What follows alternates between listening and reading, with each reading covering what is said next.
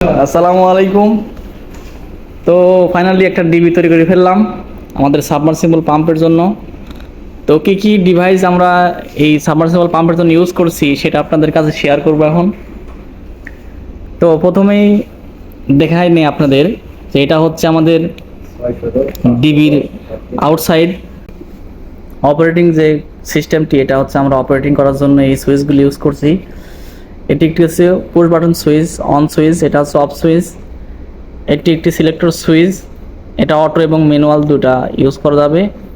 এবং এটা যখন রান হবে, এটা পাওয়ার, যখন আমার পাওয়ারটা অ্যাক্টিভ আছে তখন এই পাওয়ার দেখাবে, যখন রান হবে তখন এই লাইটটা জ্বলে উঠবে। এবং যদি কখনো ট্রিপ করে তার জন্য আমরা একটি সাইরেন ইউজ করছি, বা যদি কোনো ফল্ট আসে মোটরে তাহলে ইনভার্টার থেকে অটোমেটিক এই সাইরেনটা বেজে উঠবে।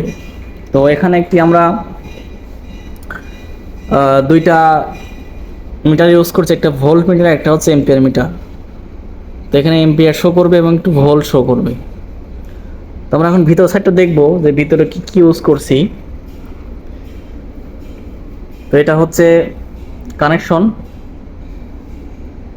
তো কানেকশনটা আমরা আসলে সম্পূর্ণ দেখাতে পারবো না, আমরা জাস্ট এই ডিভাইসগুলো কি কি ডিভাইস ইউজ করছি সেগুলো দেখাবো। পরবর্তী যখন আমরা একটি নতুন ডিবি তৈরি করবো, শুরু থেকে শেষ পর্যন্ত আমরা একটি কানেকশন সহ আপনাদের কাছে শেয়ার করব যে কিভাবে এটা কানেকশন করতে হয়, ডায়াগ্রাম সহ আমরা ভিডিও আপলোড করব। তো আমরা একটি শিলিন ব্র্যান্ডের একটি সিরিজের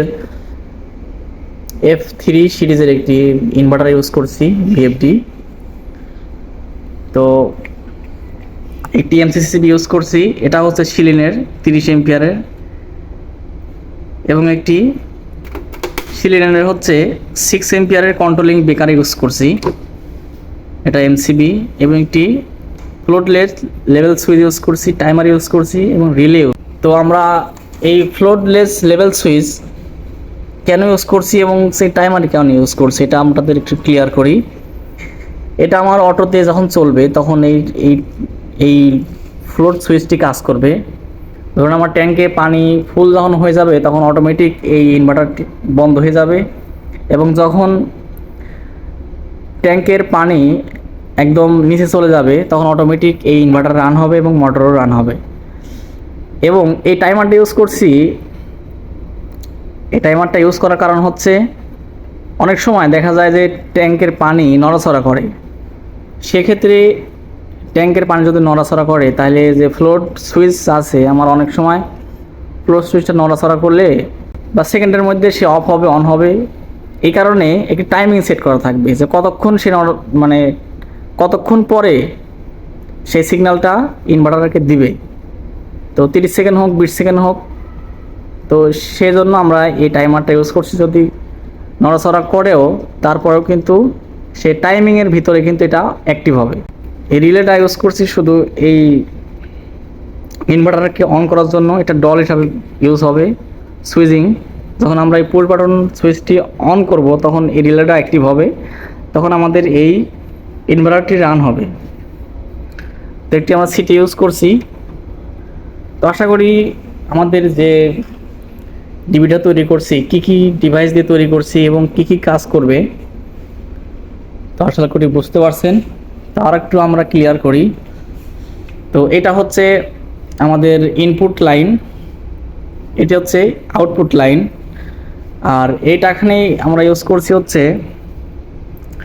দেখুন এখানে কন্ট্রোলিং যে তার ইউজ করছি, এটা হচ্ছে ফ্লোট লেভেল সুইচ, একটি সেন্সর এবং একটি হচ্ছে ফ্লোট সুইচ।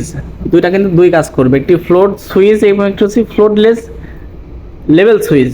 তো এটা হচ্ছে ফ্লোটলেস লেভেল সুইচ আর একটি হচ্ছে ফ্লোট সুইচ। দুইটার জন্য আমরা কিন্তু দুইটা কন্ট্রোলিংয়ে কিন্তু করে রাখছি। যখন আপনি ফ্লোটলেস লেভেল সুইচ ইউজ করবেন তখন এই 3 তারে সেন্সরের কেবলগুলি লাগাই দিবেন, আর হচ্ছে যখন আপনি ফ্লোট সুইচ ইউজ করবেন তখন এই 2 তারে লাগাই দেবেন। তো আশা করি এই ভিডিও দেখে আমাদের এই কন্ট্রোলিংটা বা আপনার পরবর্তী যদি কখনো একটি ডিবি তৈরি করেন কি কি ডিভাইস ইউজ করবেন বা কি কি মালামাল আপনার প্রয়োজন আপনি এই ভিডিও দেখে কিন্তু আপনি জানতে পারবেন যে কী কী আমার মালামাল পূর্ব থেকে এগুলি প্রয়োজন হতে পারে। যদি আমাদের এই ভিডিওটা ভালো লাগে অবশ্যই আমার চ্যানেলকে সাবস্ক্রাইব করবেন এবং পরবর্তী কী ধরনের ভিডিও চান সেটা কমেন্টে জানিয়ে দেবেন। তো ধন্যবাদ, আসসালামু আলাইকুম।